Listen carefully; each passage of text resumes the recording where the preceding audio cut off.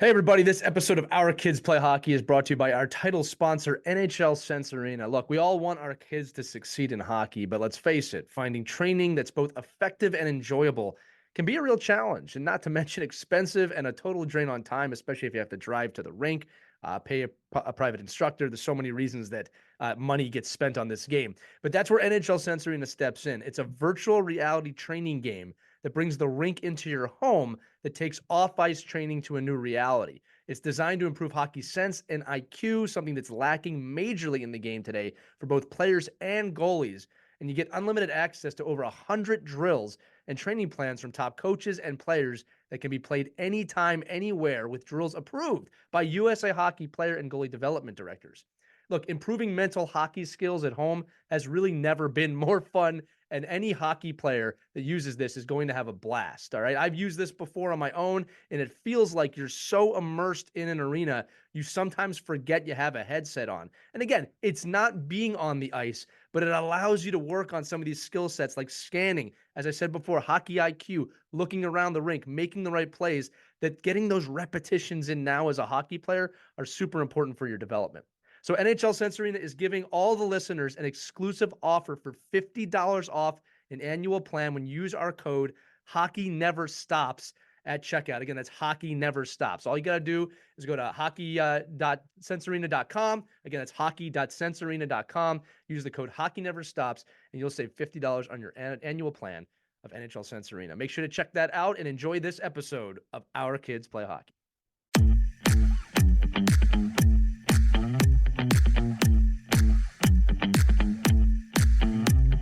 Our guest today has done a lot in hockey, from writing about the game to broadcasting about the game to being an e-bug with the Colorado Avalanche all the way through their cup run. And he's also created one of the greatest communities I think I've ever seen online in the Goalie Guild, both socially but also the website, which we talk about today. Justin Goldman joins us today, and this guy has dedicated his life to the game, specifically goaltending. But don't worry, remember, as always with Our Kids Play Goalie, if you're not a goalie parent, a goalie mom, a goalie dad, or a goalie to begin with, you're still going to get a ton of value out of this episode, because we dive into everything today, from the mentality you need to have to be playing the sport to how to leave your kids alone and kind of be isolated so they can learn on their own.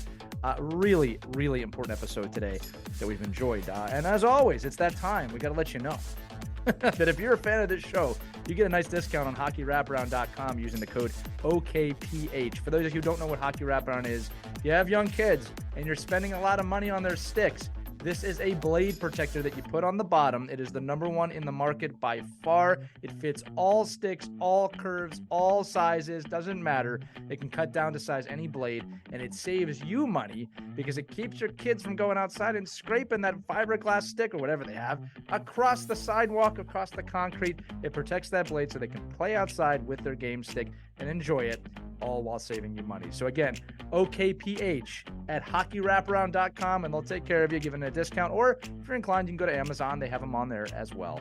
But without further ado, let's get to the episode with Justin Goldman on Our Kids Play Goalie. Hello, hockey friends and families around the world, and welcome to another episode of Our Kids Play Goalie. I'm Lee Elias with Mike Benelli, and our guest today, Justin Goldman, has dedicated his life to hockey and goaltending and has a resume to back it up. And when I say that, I'm not kidding. Let me give you just the highlights. He started working in professional hockey in 2003 with the Colorado Eagles as a junior scout and reporter before graduating from Colorado State, CSU, with a degree in technical journalism.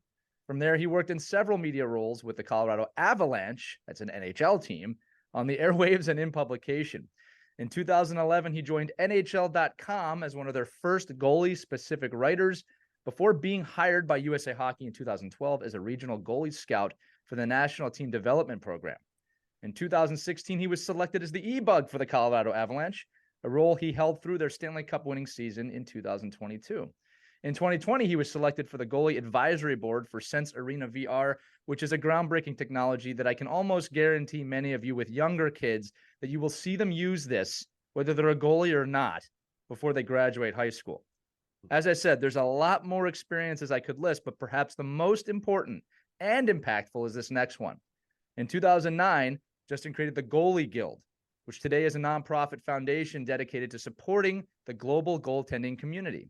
The Guild offers a wide range of education, resources, and financial aid.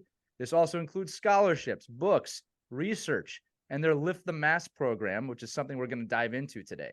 They also provide the goalie community with services like consulting, mentoring, and their annual retreats. It is a groundbreaking community that also focuses on the mental fitness of goaltenders, which is proven in print, as Justin has authored many books, including the one I have here with me in my hand, The Power Within, Discovering the Path to Elite Goaltending. There's a part 2 out there as well that I'm looking forward to reading. Justin, I'm not gonna lie to you. This was the longest intro I think I've ever written, but I had to do it. It was worth it. Welcome to Our Kids Play Goalie. Thank you so much for having me, and I appreciate the awesome intro. And it's just, it's been a ride, my friend. It's been a ride, and I still got a lot in the gas tank. So just excited, always looking forward to the future and whatever comes next. But thank you so much for having me. Oh, it's our pleasure to have you. It's funny, just when I put these intros together, sometimes they're short. It depends on who we're talking about. But as I read through all of your stuff, your bios, and again, we do research on this stuff. There's just so much great stuff to mention. I love hockey lifers. I consider myself to be one. Mike would too. And it takes the same level of passion to get involved in the game in the ways that you have that it takes to make the NHL, I think. And I think that, when you look at the numbers of people that work in journalism and nonprofits and media, I think it's similar to, quote unquote, making it as the NHL, but anyone can do it. But before we dive into all that, and we are going to dive into all that, one thing I got to ask you, every goalie's got a story about how they got between the pipes. Were you voluntold to play goalie, or did you naturally flock into that position? I naturally flocked in the position, and it's funny because my background in goaltending and hockey is very non-traditional. I grew up on a horse ranch, basically in the middle of nowhere, like 45 minutes north of Dallas, Texas. So wow, hockey was legitimately not a thing in my life, right? I didn't know the sport existed until I was 10, 11 years old. And besides watching hockey a few times on ESPN, I didn't get introduced to the sport full time until the Minnesota North Stars relocated to Dallas in 1993. So I was 11 years old at the time. And I just remember me and like my best friend in grade school at the time, we were just so pumped that there was like a new sports team and a new sport to really dig into. And we went to one of the very first team practices for the Stars, and they were just trying to build a fan base. So it was open to the public, and there, plastered against the glass at Dr. Pepper Star Center in Valley Ranch. And sure enough, first two players on the ice are goalies. And those first two goalies were Darcy Wakaluk and Andy Moog. Oh, wow. And Darcy Wakaluk at the time was wearing this like the sickest all black and green gear setup, right? And he didn't take two strides on the ice. And as soon as I saw that, I was like, oh my God, I'm hooked. Like, this looks amazing. Like, with a lot of kids, you have a big imagination. I was always obsessed with like medieval knights and medieval history and medieval lore. And when I saw Wakaluk hit the ice, I was just like, that's a knight in armor. Like that connection between goalies and medieval knights and like being a warrior. I fell in love with it at that moment. And that's the only thing I wanted to do. And basically the only thing I have done ever since. Justin, I consider myself to be a geek who likes sports, kind of like you just admitted to. And I'll tell you, there was a game. This is a throwback, Mike. I don't even know if you remember this. NHL 98.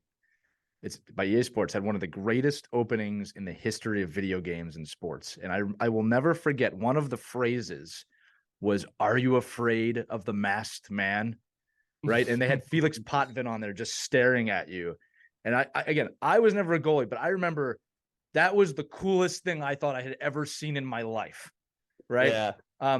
For another episode in the future, we'll also talk about how, you were born in the South, and hey, guess what? You're hockey obsessed, just proving that regionally, it does not matter where you're from. You can fall in love with this game, which is an argument we have sometimes with people from the Northern Quarter. But again, another episode. That's not where we're going today.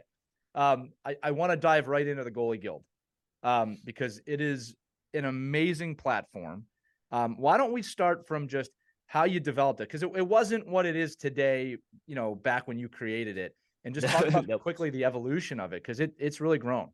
Yeah, I think the Goalie Guild was born out of my own experiences growing up, again, in a non-traditional hockey market. So I was all self-taught. I didn't have a goalie coach in grade school. I didn't have someone holding my hand the entire time, learning how to skate or learning how to get comfortable on my edges or wearing the gear or anything like that. And my parents were amazingly supportive, but they were passive supportive, right? They didn't play hockey. So I was really the first in our family to kind of take on this journey of wanting to be a goalie. So growing up, it was always very obvious to me that there was like a shortage of resources and goalie coaches, especially again in the South.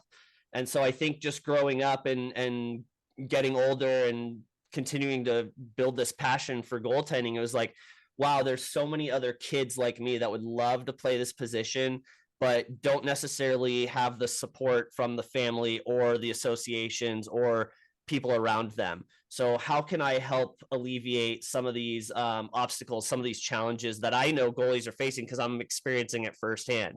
So I think ever since I was really young, like I can even remember in high school, just wanting to go out and help the junior stars goalies that were a little bit younger than me, and wanting to try and find a goalie coach in the DFW area, which was like finding a needle in the haystack. So for me, I think it was just mostly born out of my own personal experiences that like, this is an amazing position. The game has given me so much. How can I give back? How can I help other goalies overcome a lot of the challenges and obstacles that I faced? And that's really where the genesis point of the Goalie Guild came from.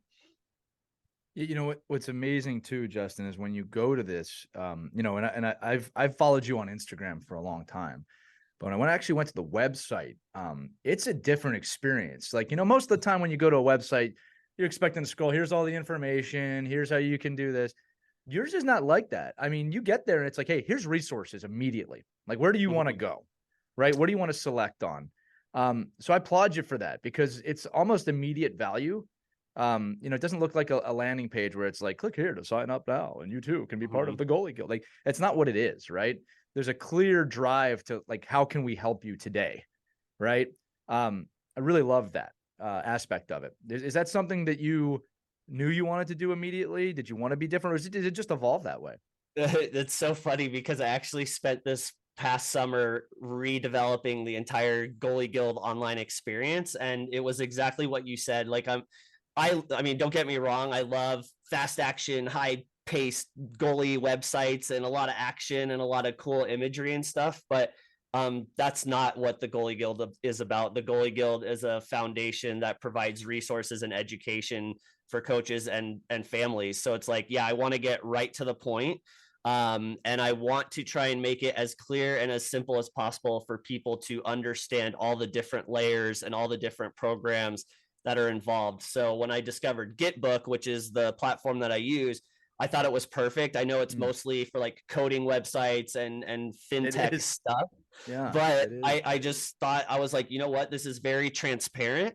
And there is a lot of information in terms of like trying to explain, like, here's how the scholarships work. Here's, you know, all the different coaching resources that we provide. Here's the actual research that I'm doing.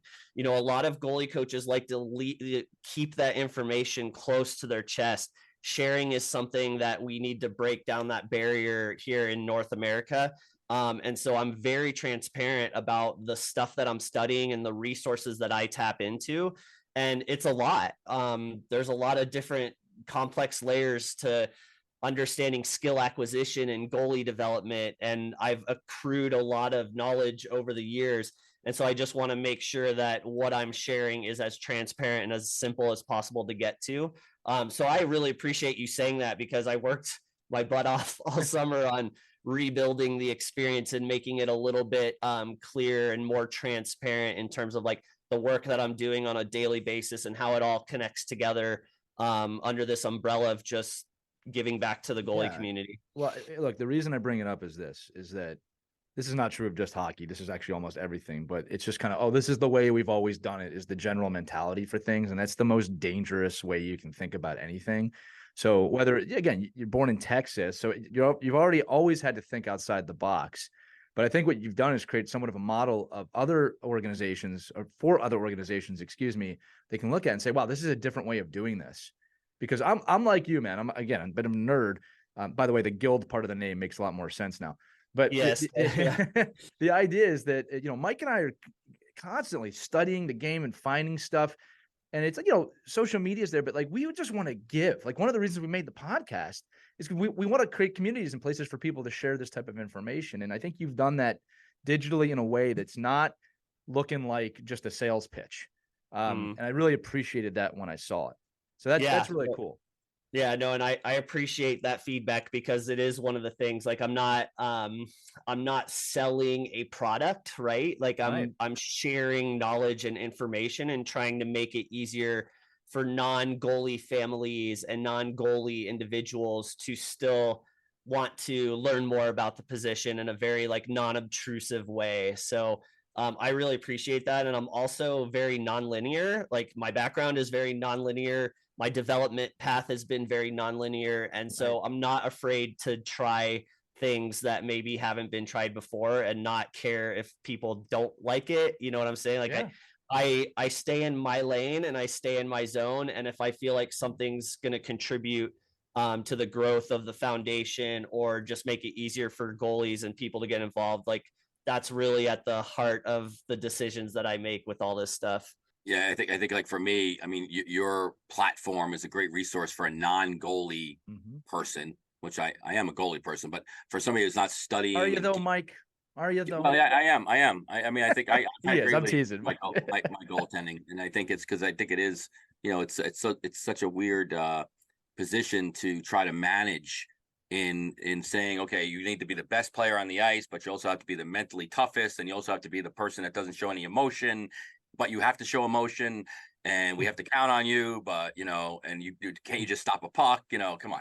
So it's like, it's all those different things. And what I like about it is that your platform is able to allow me to kind of talk about the current events of goaltending, like, because goaltenders are geeking out, right? I mean, it's almost when you get like I don't know, two chemists in a room together and they start talking about things, you're like, I don't know what these two guys are talking about. They seem to be having a happy time and talking about this. Like, my goaltenders, I want them to talk about, like, oh, what's the latest stick you just got, or what kind of pads did you just buy, or what kind of strapping do you like better, this or this, or all those kind of really cool things. And for me, having a knowledge base there that I can refer to, it allows me to communicate with my goaltenders in a way where it's not just about, hey, you got to get ready for the game. All right, well, and guess what I saw? I saw this goaltender do this. That was really cool, that you might want to look at doing, because I see you're struggling here. I see you're struggling there. And sometimes the goalies, because I think the kids I work with, these are all 18 and under kids. They're so adept at being online and finding all that information out. But just like anything else we talk about on our show, sometimes it's way too much information, and they need help fine tuning that. And making sure that they're getting, not only trusted knowledge base, but also something where they feel confident that it doesn't have to be one way or the other. Like, it doesn't have to be like, this is who you need to be, right? And you can't evolve. And I think, from your point of view, working all these different goaltenders, they're constantly evolving their game, at every level. So, Justin, before you dive into that, Mike, you accidentally alluded to in a great way a question that I was going to ask. I think Justin plays into this. In your book, again, I got it here, The Power Within. For those of you who can't see the episode, this great cover, by the way. You got a yin yang sign on there, which I've studied a lot. But it's a goalie sitting kind of in a Buddha or Zen place. But Justin, this is something that stuck out to me. All right, there's a chapter in here, chapter 17. It's called The Truth. Okay, it's a very short but powerful chapter that discusses how there's so many voices, Mike, that you just said, that surround our kids in the game. But at the end of the day, it's the athlete's own internal dialogue that is really the most important. And I believe that coaches and parents play a major role in developing that voice, and then having to know when to let go so that the player can kind of do it on their own. Do you agree with that? And if so, how can we all get better at that? Yeah, I'm shaking my head like, yes, I agree big time. Autonomous supportive coaching is what this is known as. And I think it's one of the most important components to coaching right now in any youth sport at really any level. And, again, this is something I experienced firsthand. When I was growing up, I had to find my own way. I had to solve my own problems. And we know that every athlete is a unique individual, cognitively, emotionally, physically. And when a goaltender or a young athlete can actually learn how to solve their own problems in their own natural environment, whether it's at school or it's at home or it's on the ice, they develop that inner confidence and that sense of agency, which allows them to go out and do amazing things without needing to lean on someone else for constant support. Right. So one of the things that I've learned, especially in goaltending, I've learned this from a lot of the greats. For example, Mitch Korn, he always made sure to tell me that you don't want your goalies to lean on you as a crutch. You need to know when to step away and, like you said, let go and allow for the goalie to evolve naturally in their own environment. And so what's great is that now there's a whole science around this, right? Autonomous supportive coaching is not only psychological, but it's also just looking at their natural environment and their surroundings and the things that are impacting their decision making and how they problem solve on a daily basis. So yes, I'm very passionate about agency in goaltenders and allowing them to make some of their own decisions on how they develop and what drills they want to do and what things they want to work on, because that empowers them to know that they can find those answers, that they don't have to always seek externally where they're going to figure out why they're getting scored on glove side or why they're giving up bad rebounds. And it's a lot of trial and error. And so through that trial and error, falling down 50 times and getting up 51 times, you learn that resilience. That resilience actually naturally evolves within yourself. And that's so empowering, because when someone tells you you can't do something, you're like, you know what? I actually know I can do this, because I've failed a million times and I know how to struggle. I know what it's like to lose hockey games. I know what it's like to give up bad goals. So that's really only something that can actually happen if your coaches are able to take a step back and be like, you know what? I see there's an issue here and I know we can solve it, but it's okay if I just let the goalie try to figure it out, him or herself. And then when the time comes and they really need that, someone to step in and say, hey, you know what, you can actually try doing this. Again, I think that's a very empowering experience for the goaltender. You're showing that they have the capability of figuring it out, and they're going to respond to that because kids are extremely keen and they're very aware of situations like this. So I love studying autonomous supportive coaching, done some work with it in the past few years in Breckenridge. And I just think agency is a very, very powerful tool. Again, not only when coaching goalies, but any athlete at any age. Yeah, I was going to say this goes well beyond goaltending, although I can see why it's so important for a goaltender. This goes beyond hockey. I mean, this is a life skill, right? Mm-hmm. When I work with teams, Justin, one of the things I talk about is what is the perfect team? And I always say it's an accountable team, right? Where there's a culture of accountability, because mistakes are inevitable in sport. The whole game is based off of capitalizing on other people's mistakes, right? So it's like, can you be accountable? Are we teaching our athletes, our kids, each other to learn, right? One of the hardest things about being a parent, and everyone listening is going to agree with me on this, is you have the knowledge. You want to give that knowledge to your kids. You want to give it all to them, everything you know. But the truth is this, they're going to fight you on that, right? And I'm realizing more and more, you have to teach them how to learn and how to do this on their own. A great example from that chapter that it was such a powerful point is the messages you give yourself, right? And I want to equate this to how we can teach them, giving action items to the audience here, right? You basically talked about it can be a negative response or a positive response, right? About how you look at something that's happened to you. Like, I'm going to do this better next time to get the next save, not, oh, I screwed up and I let the puck in the net. A lot of this goes to how you talk to your kids at home. I heard a great example from another public speaker about, when they leave their plate out.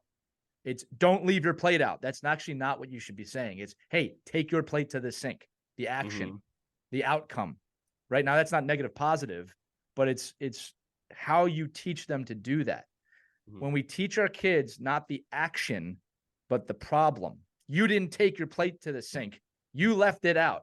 Well, we all know how our kids respond to that, right? But if you give them the action of this is why it's important that you do this and you learn to do this, they're going to mimic that behavior. So when a puck does go in the net, or you turn it over, you put it in your own net, whatever it is, it hurts. I always tell the kids, you're going to feel bad. I'm not telling you should be jumping up and down when you fail. That's ridiculous. But you should go, okay, what's the lesson here? What is the sage perspective on this scenario? What am I being taught right now? The kid that learns to do that, screw that. The person, adult, it doesn't matter, that learns to think that way is going to advance at a level so much faster than the person that doesn't, that you will find success. Like you said, you might fail 100 times, right? So again, I'm talking a lot here. That chapter really stuck out to me. It's a real short chapter. It's only like a page and a half. Yeah, no, I appreciate that. And I think a lot of it is framing, right? So it's understanding that images are really powerful in the mind. And I think when, as a head coach or a non-goalie coach or even a parent, you just take a little bit of time to understand what it might feel like to be the last line of defense. Great point. That framing is naturally going to change to be more positive. And again, I think that's why empathy-based learning is such a big thing right now, and something that, you know, I'm constantly trying to learn. And I know that's very important in a lot of coaching circles as well. Maybe you learned a little bit about that at the bronze level goalie clinic you were at, Mike told me to go to that, by the way. I'm holding up here, joking aside. Yeah, that's awesome. There we go. Mike's the one who convinced me. I said, I'm looking. He's like, yeah, you should go to that. I was like, all right, Yeah. Mike says I should go. I'm going to go. By the time this episode's over, Mike's going to be so full send on the goalie union. That's for sure. But yeah, I think framing is so important. One of the things I like to tell parents, you're talking about actionable, you know, things that parents can take away from this. One of the biggest things I say to a lot of new goalie parents is, just because your kid does something wrong on the ice does not mean there's something wrong with him or her. And I think that's extremely important for not young parents, but parents of young goalies to understand, because naturally, as a goalie, when you're 8, 9, 10, 11 years old, your brain is forming and you're dealing with all these new emotions that maybe you're not used to. When you give up a goal, you do feel bad about yourself. You know, you let people down, you let your teammates down, you let your coach down, you let people in the stands down. And if you look into the stands as a young goalie and you see your parents go, oh, like this, or having that negative response, or like, you know, having that negative energy, you know, you feel even worse, you know, and that's the last thing you want, is for a young goalie to feel like they did something wrong or that there's something wrong with themselves. Now, naturally, this is going to occur in hockey games. The sport is competitive. We're all trying to get out there and win hockey games.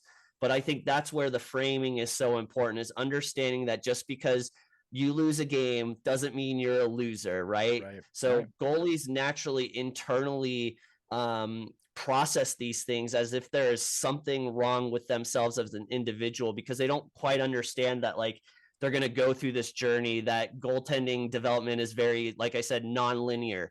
And so for the parents, it's just important to try and constantly stay positive and just remember that this is a very lengthy process, and it takes a lot of time for goalies to get comfortable moving in the gear and feeling comfortable on the ice and playing that position.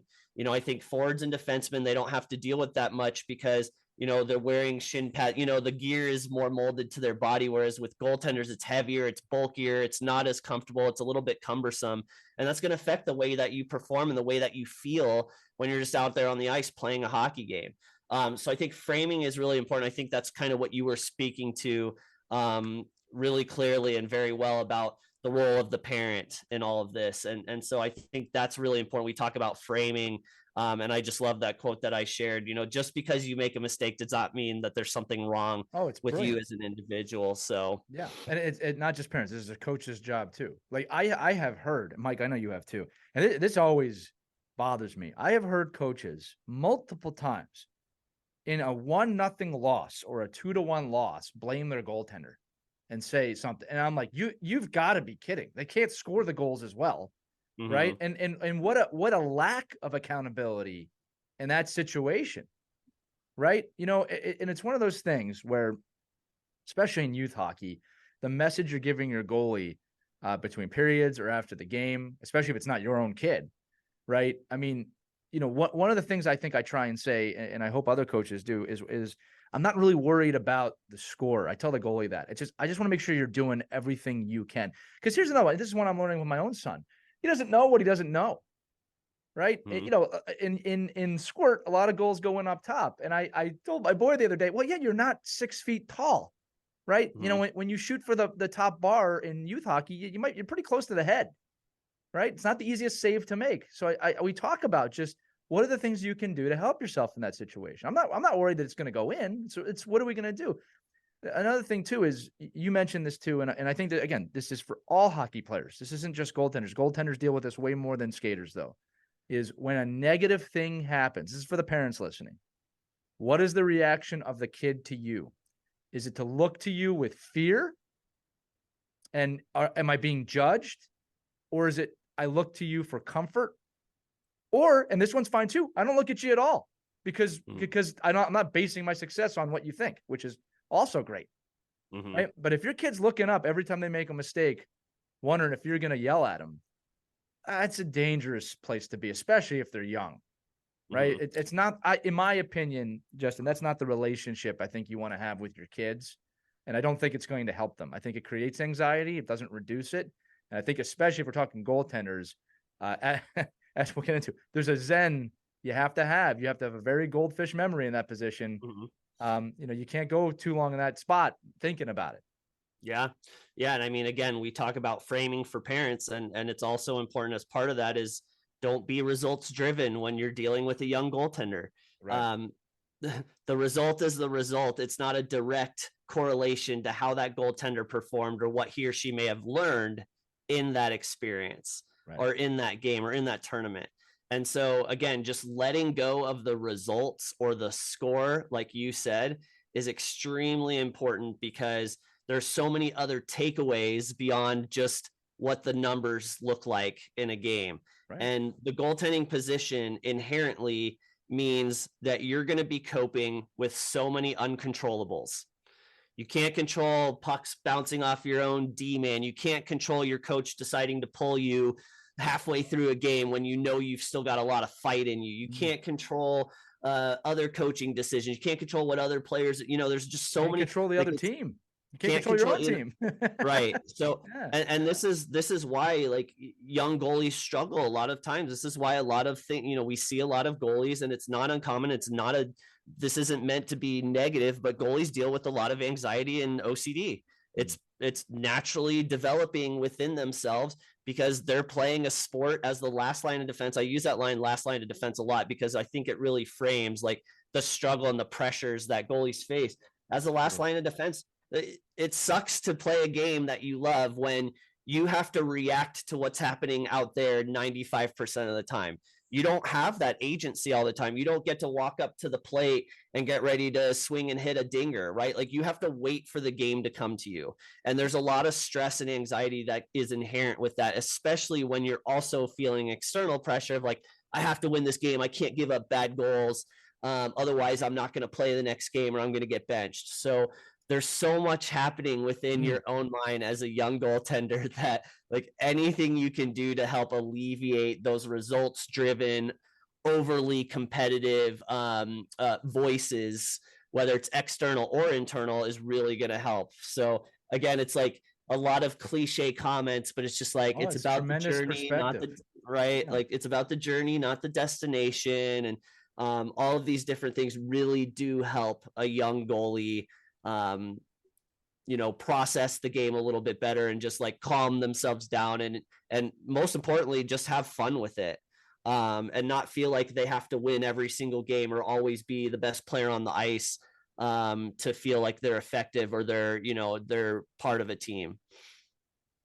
Yeah, I'd love to add into, knowing that, right, and thinking about how you frame that, because I do think like we talk to our youth players all the time about what you can control and what you can't control. If you have two defensemen and one defenseman's covering a play and the other defenseman has no idea where they're going and you're scored against, you can't just yell at two defensemen. You just have to say, well, you at the youth level, especially you're doing your job. Now, can we go look at what happened prior to the goal? Like where was your positioning? Did the puck get out of the zone? Did this lead to this?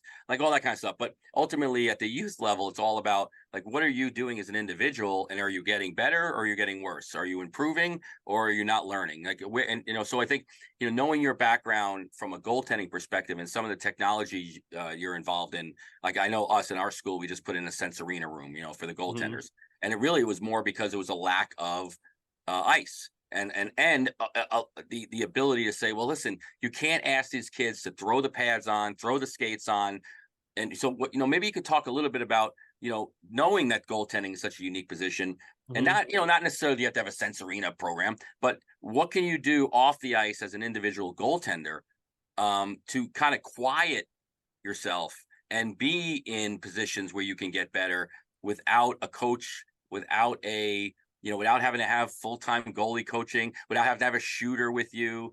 And also the things that you can do to work on your game, because specifically you're the goaltender needs to work on specific things in relation to you. So maybe you could talk a little bit about, not to get a whole, off ice training program here, but, what can goaltenders do to strategize to say, listen, I'm on the ice twice a week with my team. Yes, sometimes I have a goalie coach, sometimes I don't, but I know where my deficiencies lie and what can I do to improve those without getting on the ice. No, and that's a great question. And this points to a couple of things. First of all, that sense of agency, right?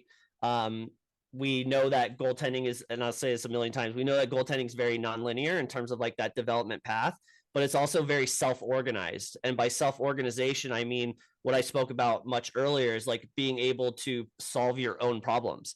And Lee's reading the first episode of the trilogy of The Power Within, and Lee, as you get through the other two books and you get to the end, and you've probably heard from 35-40 NHL goalies that have all been on extremely different paths to getting to that top of that goaltending mountain, but there are correlations and things that you will find that are similar in all of them.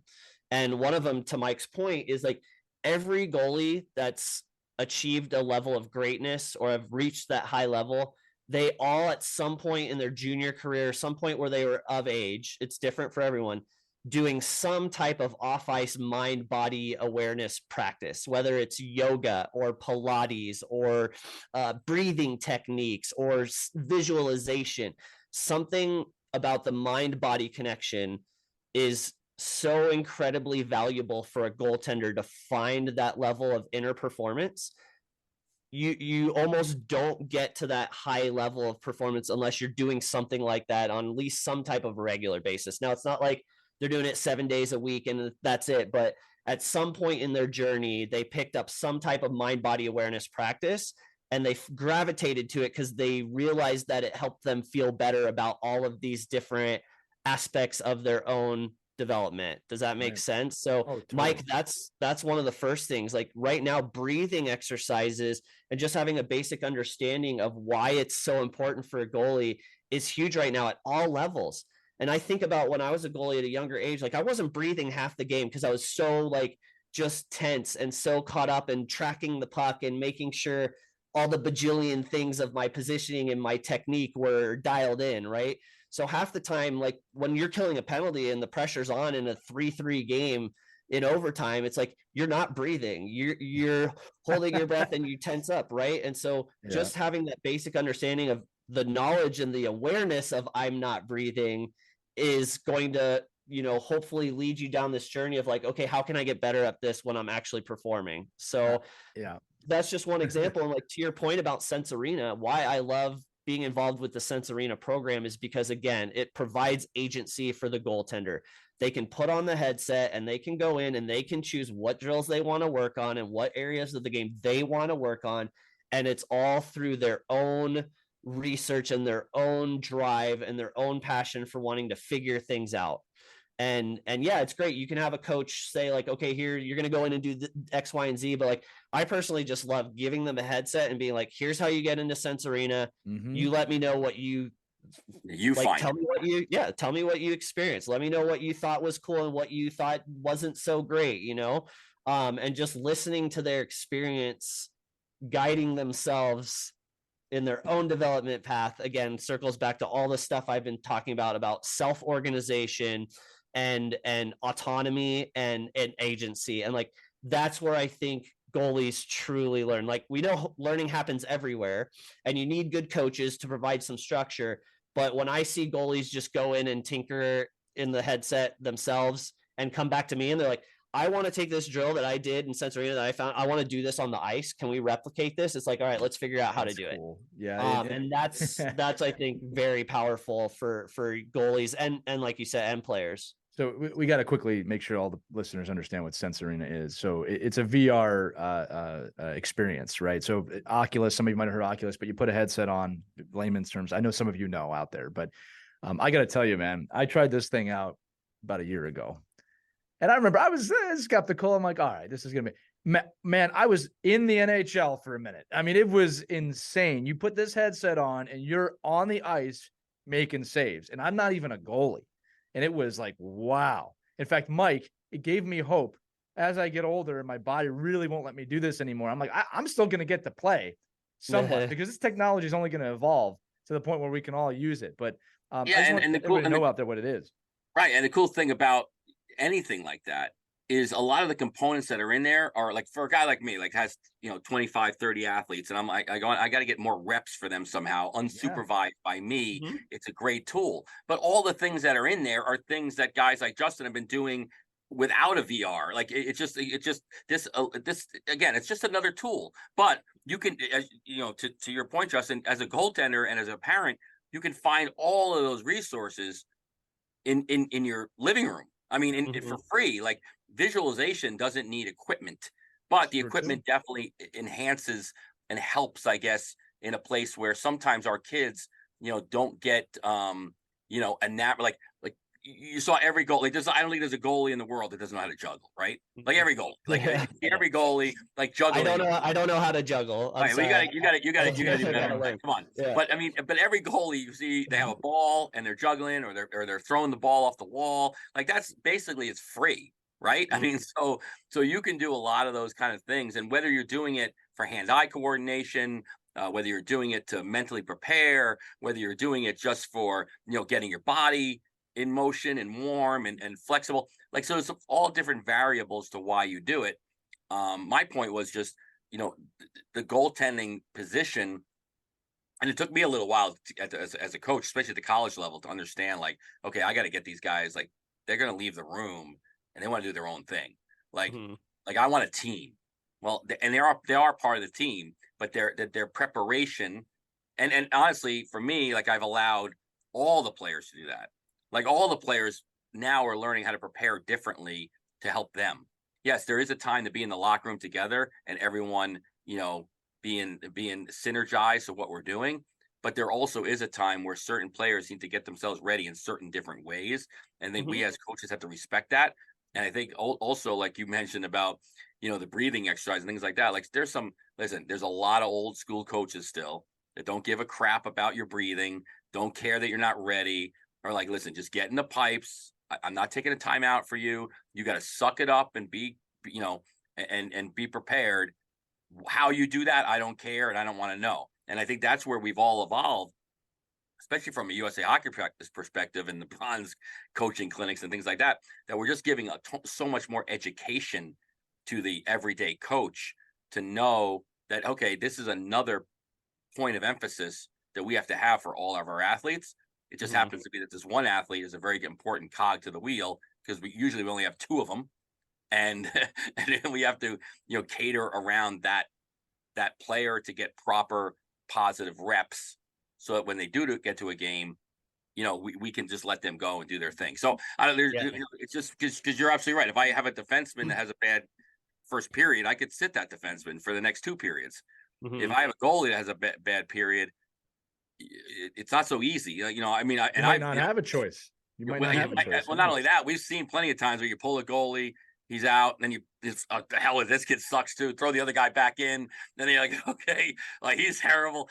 You said everybody knows how to juggle in hockey, right, Mike? Yeah, you can't just have you have 6 goalies on the bench, and you have to prepare for having players that have a different there's a different piece of how that player needs to fundamentally prepare and recover and think about the game. And you as a coach need to understand that you may need to take a little extra time and have a different communication,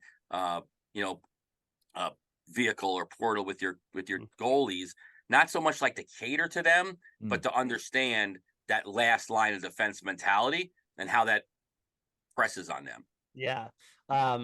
There's a couple of, that's all very great points. And it's a lot of the conversation we're having right now is a conversation I love to have with non-goalie coaches, because we're all just trying to find alignment and how we understand what it means to be a goalie. And again, real quick, a point on Sense Arena. One of the things I absolutely love about it and how it's evolving is that it does generate empathy.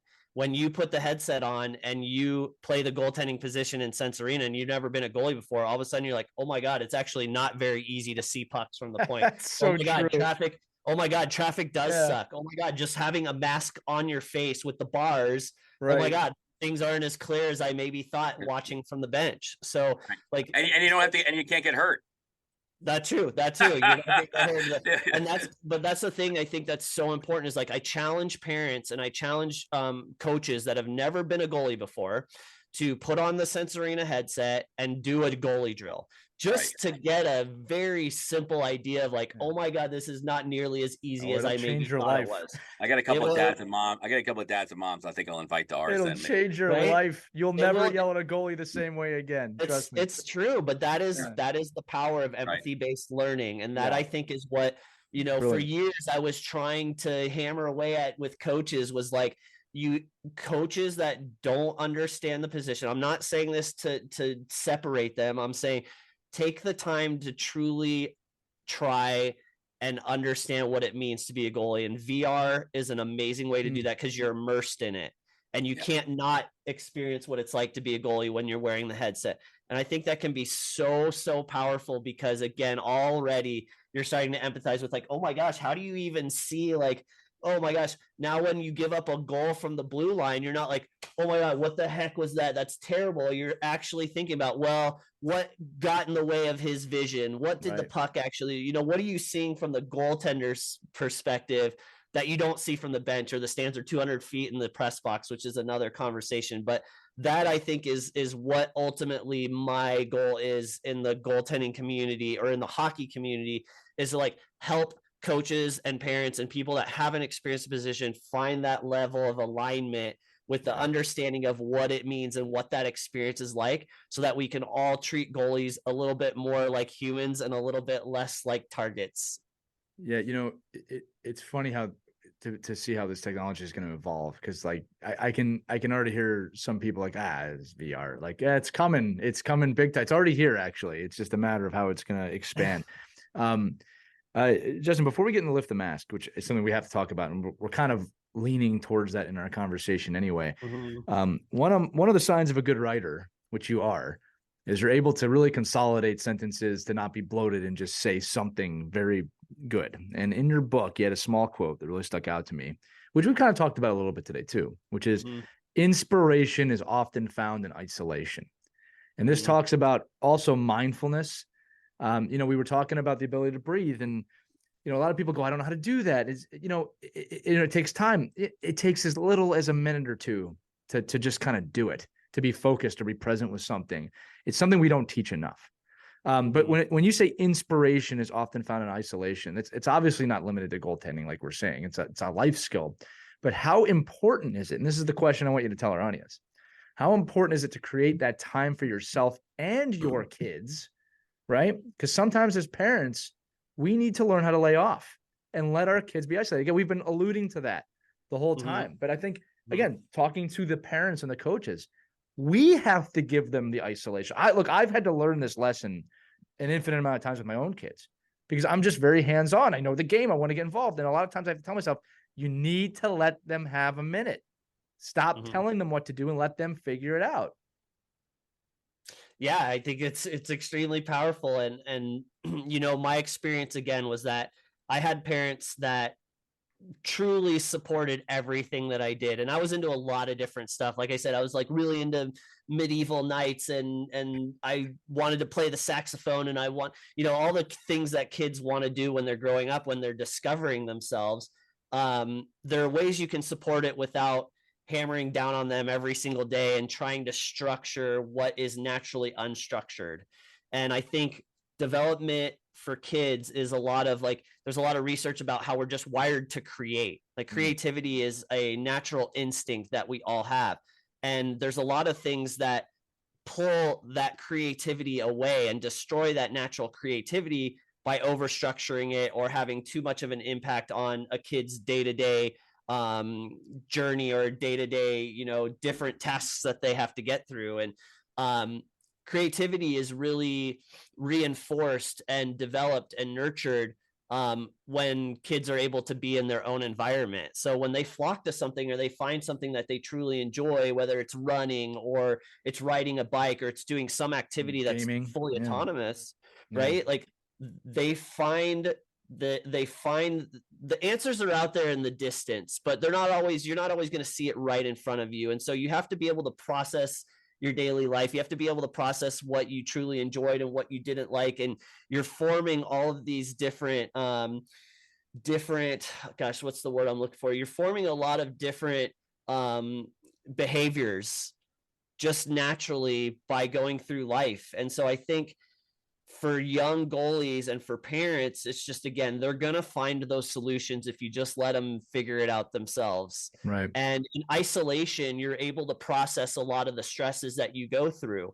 And for me, I think this was naturally easy for me because I grew up in the middle of nowhere, right? Like I didn't have a lot of structure to my day to day. You grew up in isolation. Yeah, I grew up in isolation. Like I was outside all the time and I was in nature, and I was really in tune with my feelings because of that, because there weren't a lot of voices. It was just nature and it was just my natural surroundings. And it's harder and harder for kids to find that because we're in such a more technically dominant world, right? And so again, just when you see that your kid is maybe in his room and he or she is going through something, it's okay to let them be in that environment for a little bit. And then naturally, I think as a parent, you have that instinct for like, okay, now I feel like it's time to maybe say something. That's a good but point.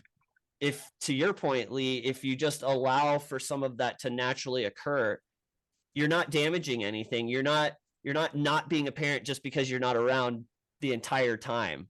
So I caveat, I'm not a parent. So again, I'm saying a lot. No, there's a lot of truth in that, man. There's a lot of truth in what you just said.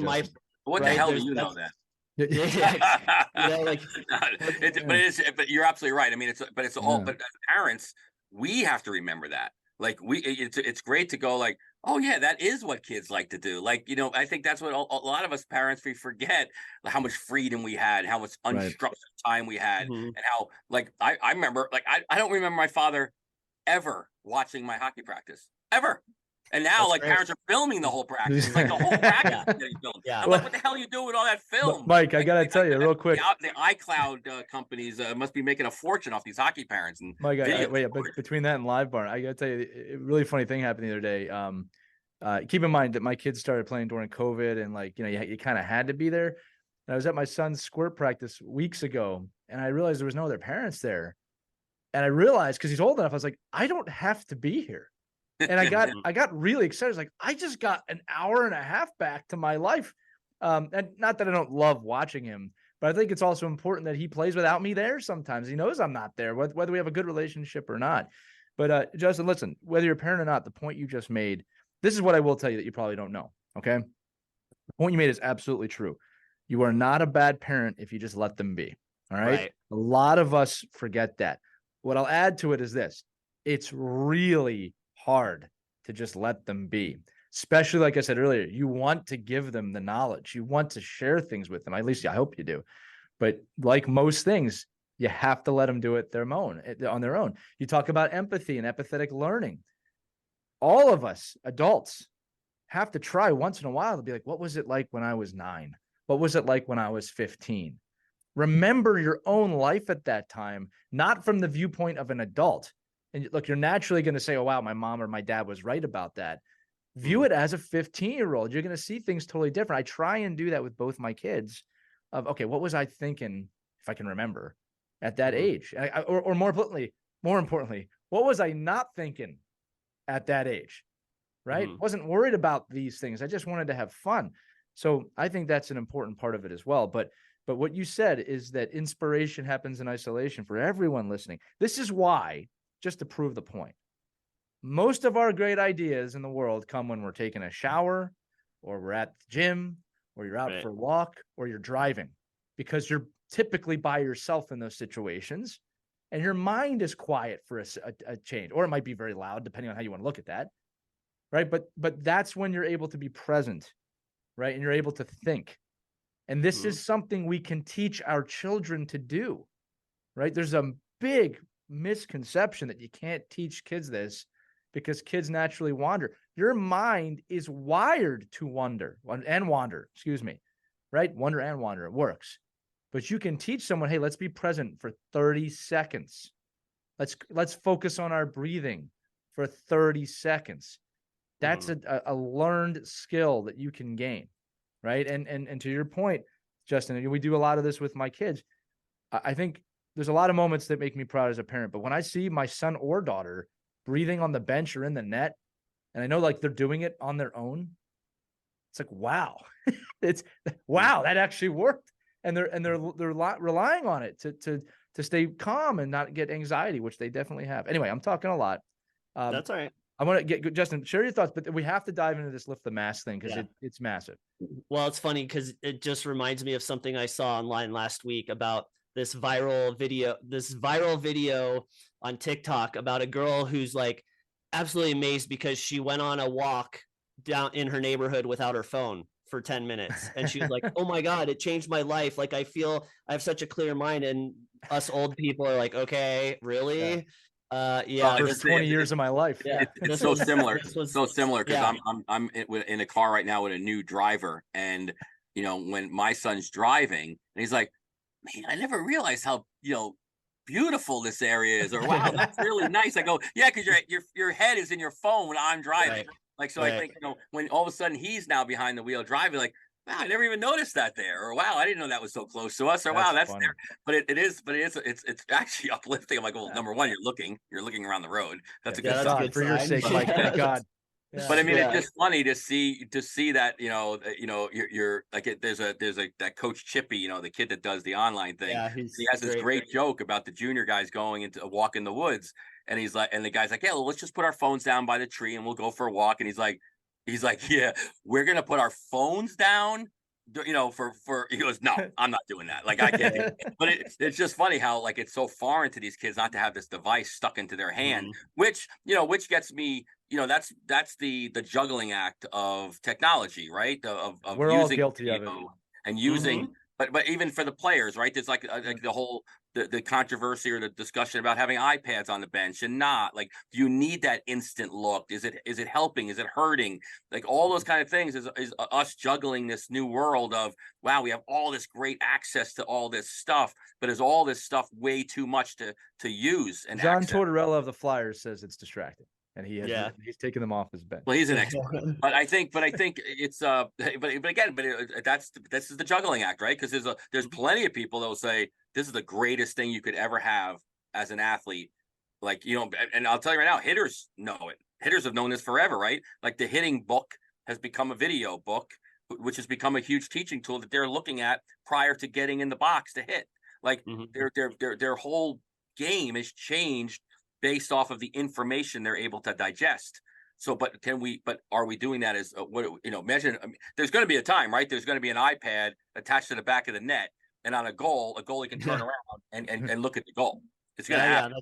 We already have the GoPros. They're all even the pro guys. Look at how many guys gets a goal score, and they look up at the jumbotron and they're watching the whole thing in real time. And all of a sudden, we're bringing that down to our 8-year-olds and expecting them to process it the same way. And like, to me, it's so mind-boggling. But yeah. I mean, there's a lot of books out there that prove in a million different ways that nature is healing.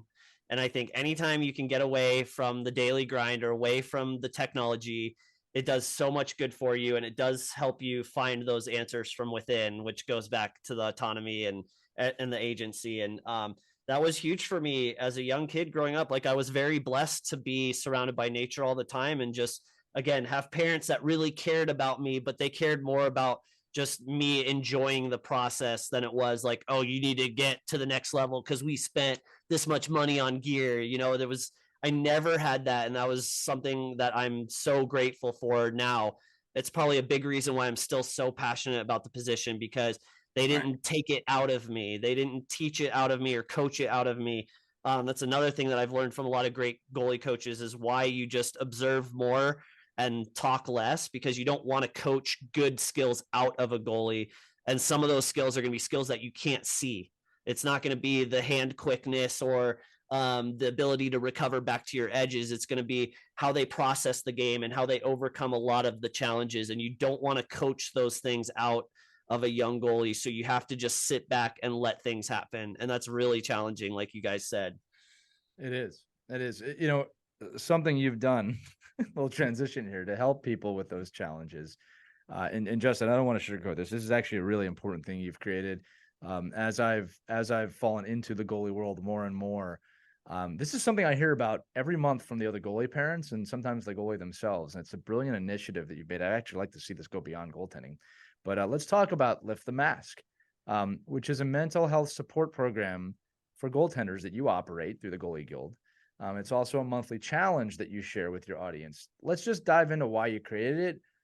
Maybe some of the important stories you've received from the initiative, and they may be good or bad, or positive or negative, right? Because it's really important in hockey that we're putting the mental health and mental fitness of our kids on an equal playing field as the physical side. Mm-hmm. Yeah, Lift the Mask was essentially born out of the same situation with the Goalie Guild. It's a lack of resources for the goaltending community. And this was back in 2017, 2018. So it was really at the beginning of my biggest challenge as an athlete, which was like trying to be an emergency backup goalie as a guy that never played pro hockey before. So this, as while it was a dream come true, it was also extremely stressful. And I dealt with a lot of anxiety because of it. And so for me, it was looking again at the hockey community as a whole, or sports as a whole, and like, wow, there's actually no mental health support programs for goalies. Well, if there's a gap in that, in anything in the goaltending community, I'm going to be there to help fill that gap. And that was a big one for me. Is I think back then in the mid 2010s, 2015, 2016, mental health really came to the forefront. We started to see athletes actually open up about this affecting their ability to just live happily and live with fulfillment. And I feel like goalies, for whatever reason, were at the forefront of this in pro sports, whether it was Robin Lehner or it was Scott Darling, who has a really incredible story of, going from being this top flight college athlete with the University of Maine to being a top draft pick with the Coyotes organization to literally living on the street in Vegas, making $100 a week, spending it all on alcohol. He went from the top all the way to the bottom, where he was just clinging to life by a thread, to being a Stanley Cup champion with the Chicago Blackhawks. Right. And that is a mind-blowing journey, not just for goalies, but for any athlete or any human being to go through. And so for me, it was, okay, I'm not a mental health practitioner. I'm not a licensed therapist. But I do have a good skill set of connecting people. And so Lift the Mask, really what it's all about is, yes, we provide some funding so that there is no financial barrier for a goalie or a goalie family to go get professional help. But I just want to connect goalies and goalie families with professionals, because when a goalie is struggling, he or she may not want to talk about it. And he or she may not know where to turn to find someone that will listen and resonate with them and help them. And so this program is literally just acting as a bridge between the individual and the professional that can give the licensed guidance or help the goaltender start that path to, improving their mental health and improving their lives. And that's really all it's about. It's a very simple mission. And there's a lot of different ways that we try to advocate and promote this. And you mentioned one, like the monthly photo contest. Dive into that real quick, because I think that's brilliant. Yeah, the photo contest is great. And so like Lift the Mask, the name behind it is very, very simple to understand. It's like goalies wear a mask to protect themselves, but that mask also hides their emotions. It hides who they truly are. It hides their personality. And while it's important to wear a mask because it protects you from the puck and from getting hurt, it can also be detrimental because no one really sees who you actually are. You don't get to express your emotions. And again, this is something I experienced my whole life growing up, is that, I became conditioned because of the nature of the position to bottle everything up and not really show my true self to a lot of people. I was just naturally conditioned to be this very even-keeled, stoic, like almost like bland person on the surface.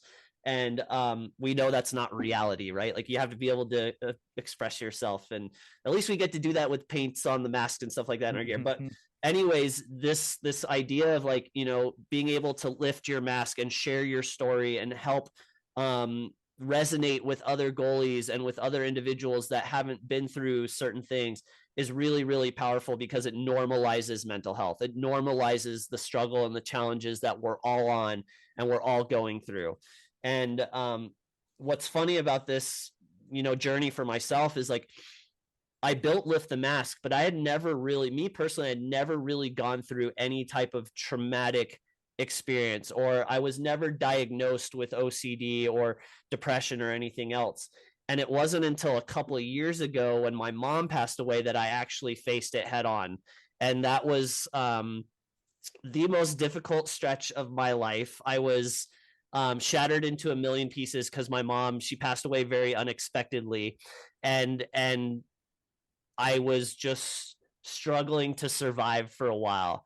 And because I had built this program where, you know, goalies can connect and share their stories and not be afraid to open up, it really helped me go through the same process. Like I was able to talk to my friends about what I was feeling. I was able to connect with some of my mentors, like the guy that I wrote the book with, Mike Valley. Like he was the first guy to reach out to me and be like, hey man, I don't know what you're going through, but I'm here for you. And so just being able to normalize being there for someone, I think is already a huge step in the goalie community, because it's so easy to, you know, especially as a coach, look at your goalies and be like, I don't want to mess with them. I just kind of want to leave them alone. I don't want to mess with their juju or what they're doing to prepare. So I'm just not going to do anything. And sometimes that's even worse. You should be able to go up to your goalie and have a conversation with them and just be like, hey man, how are you feeling? Yeah. You know, or like, hey, what can I do to help you get through whatever you're going through? I know the last game was a tough loss. I know it may not be easy right now, but like, I'm here for you, man, or I'm here for you, you know? And so just, again, being able to normalize conversations that maybe aren't like super comfortable, right, can be so empowering for a goalie that is probably conditioned to just bottle it all up. And so yeah, that's really, you know, a little bit more about the backstory as to why it has become like the most important part of the Goalie Guild Foundation. You know, Justin, to echo you and to share some perspective with everybody listening, right? You know, all three of us up here today have lost a parent. And what's amazing is until it happens, I mean, it's trauma, like whether you're expecting it or not. And I'm not judging any situation. There's trauma involved with it. Right. And as adults, we're somewhat equipped to handle that. Right. Some of us do it better than others, but it's extremely hard. And I remember when my mom passed, I got incredible perspective from my brother, actually, with our children, all of our children. And he made this great point. He said, the younger kids don't understand this feeling is going to go away, or it's going to settle, right? It doesn't ever go away. Mm-hmm. And when you equate that to hockey, it's like, you know, does a 9-year-old know when the puck goes in the net, or a 7-year-old, that feeling will not last forever, right? So again, I'm using an extremely powerful example here in terms of losing a parent. But even as adults, to take that trauma and understand it, analyze it, it's hard. And yeah, you know, I think our first inclination as people right now is just to hide it and push it down. It's probably the last thing you should do, right? Mm-hmm. You really should speak with someone. And again, just bringing this back to Lift the Mask, because it's getting a little deep. What's funny to me, and Mike, I wanted you to comment on this too. If we told youth athletes and parents, hey, we're going to make a connection with you and a professional athlete to work on your snapshot or your skating, and there's scholarships, and everyone would jump at that. Like, oh yeah, I want that. But we say, hey, we're going to make a connection with you and a professional for your mental fitness. People go, you know, maybe we'll get to that. It boggles my mind. That's still part of the stigma. And again, you said it perfectly, Justin. The stigma is breaking. Like, we are more open about this now than ever before. I think everyone really does realize, I mean, that mental health, mental fitness is essential. But I think that the conversation kind of stops there and like, well, I don't know what to do about it. You've created something to do about it. And it's right there. And I would love to see more resources for people of, hey, we're going to connect you with a professional, and that not be a bad thing. right? That's the part of the stigma that needs to break. You are doing that with Lift the Mask. You are breaking that stigma. You are providing, you're having conversations about it. It is so darn important that things like this exist. So I just want to tell you how much I appreciate it, number one, and applaud you on doing it. Yeah, no, I appreciate it. And yeah, I think at the end of the day, it's just having like normalizing it by having conversations. Like, right. Again, it doesn't always even have to be a licensed therapist or a sports psychologist. Like, you gain so much clarity, and you learn how to manage these challenges when you realize other people have been through it as well. And it's amazing when you experience something that really challenges you, or may, result in some trauma. You realize, like, there will be people that will come to you naturally and say, you know what, I dealt with this as well. And so many of my goalie friends reached out and said, man, I never told you this before, but I lost a parent when I was 14, or I went through this, or I went through that. And like, you just realize you're not alone. And when you realize you're not alone, especially again for a goalie who is the last line of defense, you're in the blue paint all by yourself. You don't get reinforcement from your coach when you skate to the bench after every shift, like, skaters do. That feeling of normalcy and that feeling of belonging because someone else experienced something that you experienced in their own way is so important. You feel connected, you feel grounded, you feel like there is a solution and there is a light at the end of the tunnel, and that saves lives and that changes lives. And 100%. more important, and this is a phrase you'll get to in the books that I use a lot, is every drop counts. Is like, that adds up over time. And what ends up happening, and you see this with a lot of goalies, like you see a lot of goalies in the broadcast booth, right? Like Darren Pang and Brian Boucher. Like, when you get to that point in your life, you realize, like, you want to give back those same lessons to the next generation. And I think that's why the goalie community is such a tight-knit group, is because it's such a unique, challenging position. When you come of age, you just want to turn around and make sure that the next generation has support. And that's what it was for me. Even though I didn't play, professionally or whatever, it was just like, I've been through so much on this journey of being a goalie. It's so unique. It's so challenging. It's so beautiful. I just want to make sure that the next generation has, some level of support. Well, you're not defined by your elite prospects profile. And that's, I don't even have one, which is great. Yeah, I actually asked them if they would make one for me, because I was an e-bug for 5 years, and they're like, we can't find you anywhere. It's not happening. But yeah, they're going to find you on this show. We'll make that happen for you. Don't worry. I appreciate that. But that honestly, I think is what it is. It's like, it's normalizing the experience of being a goalie, and normalizing the challenges, and normalizing that, obsessive compulsive disorders or anxiety or pregame jitters or all of these struggles that we inherently have as being a goalie, because that's just the nature of the position, is very normal, and everyone's experiencing it. And you can still lead a very fulfilling and happy life, even if you struggle with these things, because there are ways to work on it. There's ways to manage it. And that's where the professionals come in. And hey, if you just want to talk to an ambassador or someone like myself that's not licensed, great. I'm always here to have a conversation and just try to resonate, try to find that, like I said earlier, that alignment between our different experiences. If you feel like this is something that's really detrimental to your daily life, and you can't have normal thoughts, or you can't feel normal when you're performing, okay, maybe it's something a little bit more serious. Maybe this is something that you should talk to a professional about. Hey, you know what? There's nothing wrong with that. Look at Connor Ingram. Look at all these other goalies that have come out with their stories about how they went and saw a professional, and they entered the NHL abuse program, or whatever the case may be. And look, they're back on the ice and they're playing great, and they're continuing that nonlinear journey of development. And those are the stories that are so powerful. Like what Robin Leonard did coming out about his situation for those years was so empowering. Connor Ingram, I mentioned, his story is unbelievable, what he went through. And maybe the most recent one is Spencer Knight. This was a first round draft pick, like highly touted answer to all of Florida's problems. And look at what he had to go through. He went into the substance abuse program.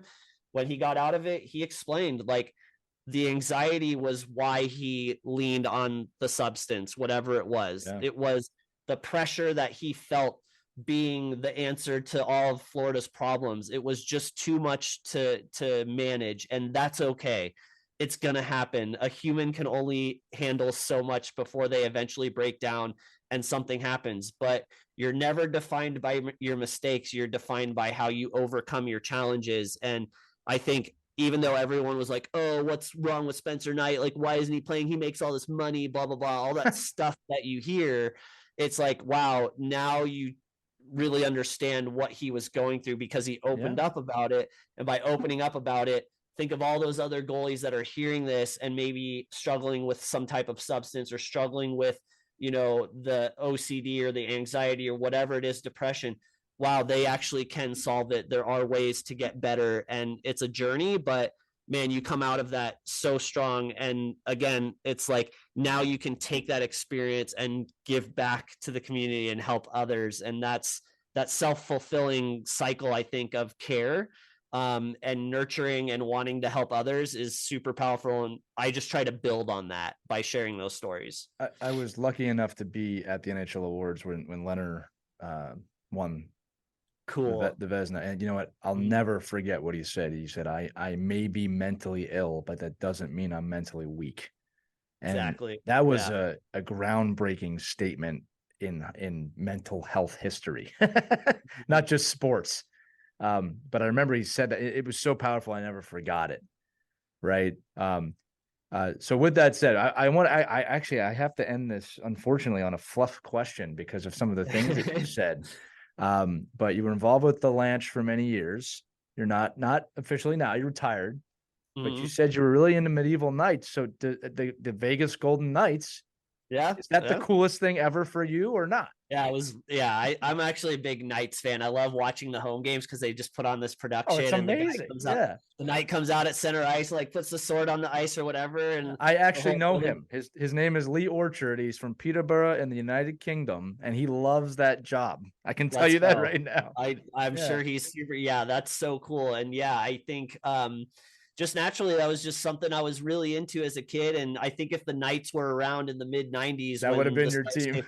That probably would have been my team. Plus, I love gold. Like gold's one of my favorite colors. So yeah, the Knights are a great franchise. It's in your name, brother. I mean, it is. It's in my last name too. So yeah, that was I have a very I'm really passionate about archetypes.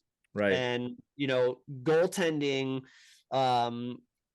brings to the surface some really important archetypes as hockey players. Like we're really tough, we're warriors.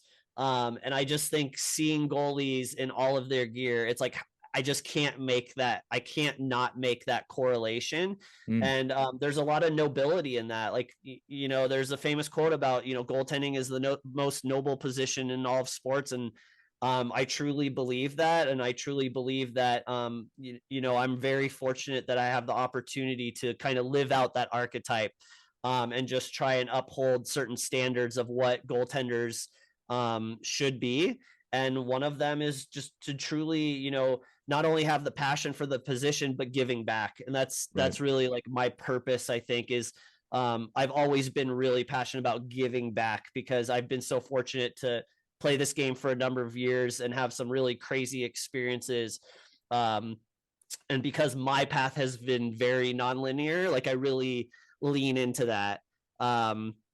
So I think that archetype of like the goalie as the knight and the last line of defense is like really empowering and really helps goalies like embrace the challenges that come with it. And it also makes it easier to know that like there's going to be times when you're down on one knee and you've just been, slugging it out with another team and you're completely drained, and it's hard. It's really hard, but building that inner resilience and all of these skills on the inside, I mean, that's where you truly find the answers and you truly find that purpose.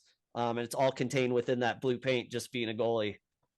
Well, Justin, I'm going to say that you are doing it. You will continue to do it. I think that you're right at the forefront of this from a goaltending perspective, but really a sports perspective with what you've done with mental health, mental fitness, and just creating a community where people can learn. I think that it sets a really tremendous example for all of us. And again, it's not limited to just the internet, right? The books you've written, the speaking that you do, it's fantastic. I think we're going to end it there, man. This is a great episode. Justin Goldman with us today. Thank you so much for giving us some time.